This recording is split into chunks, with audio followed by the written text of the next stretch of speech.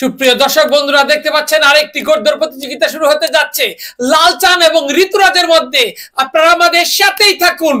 লালচান এবং ঋতুরাজ প্রতিযোগিতা কিন্তু চলবে, সেই আকর্ষণীয় প্রতিযোগিতা। ভাইয়া ভাই একটু তাড়াতাড়ি একটু ছাড়ো ভাই।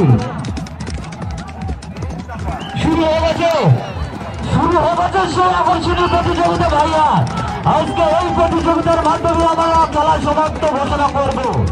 চলছে সেই আকর্ষণীয় প্রতিযোগিতা শুরু।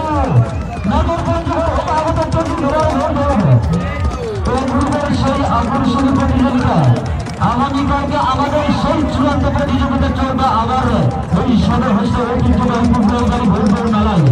সুপ্রিয় দর্শক, এই খেলার পরে কিন্তু আপনাদের জন্য আরেকটি সুখবর থাকবে। আল্লাহ যদি বেঁচে করতে রাখে আমাদের আগামী বছরের জন্য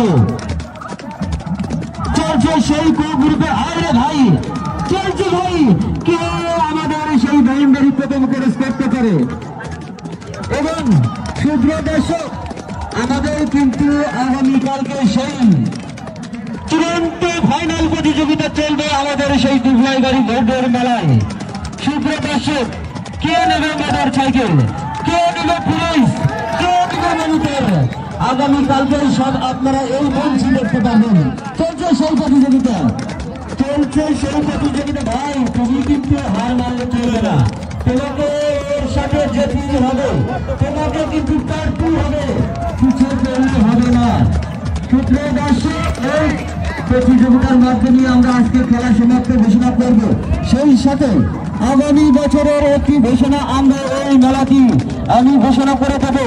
যারা আমাদের উপদেষ্টা মন্ডলী থেকে এসেছে সেই বক্তব্য আমি আপনাদের মাঝে পেশ করব। আর অল্প কিছুক্ষণের মধ্যে আমাদের উপদেষ্টা মন্ডলীরা কিন্তু বলেছিল বিগত বছরে যে এই 2024 সালে এই ঘোড়দৌড় মেলা চলবে মোটর সাইকেলে প্রথম পুরস্কার দিয়ে। আমরা কিন্তু সেই প্রতিযোগিতায় চালাচ্ছি এবং সেই উপদেষ্টারে আজকে আর অল্প কিছুক্ষণের মধ্যে আমাকে আরেকটি বক্তব্য দিতে বলেছে। আগামী বছর যে খেলা চলবে আমি আর অল্প কিছুক্ষণের মধ্যে সেই ঘোষণা দেব। এই খেলার প্রতিযোগিতা শেষ করার পরই আমাদের সমাপ্ত ঘোষণা হবে প্রতিযোগিতা। আমার মনে হয় আর অল্প কিছুক্ষণের মধ্যে আমি ফলাফল পেয়ে দেবো। আমরা একটা চমৎকার ঘোড়দৌড় প্রতিযোগিতা দেখলাম। দুটি ঘোড়ার হাড্ডাহাড্ডি লড়াই হলো ঋতুরাজ এবং লালচানের মধ্যে এবং বিজয়ী হলো ঋতুরাজ ঘোড়াটি। এই ধরনের ঘোড়দৌড় প্রতিযোগিতা দেখতে আমাদের পেজটি ফলো করে রাখুন এবং ইউটিউব চ্যানেলটি সাবস্ক্রাইব করে রাখুন। ধন্যবাদ সবাইকে এতক্ষণ সাথে থাকার জন্য। সাইকেল দেবো আপনাদের জানিয়ে দেবো ইনশাআল্লাহ। ধন্যবাদ দর্শক মন্ডলী।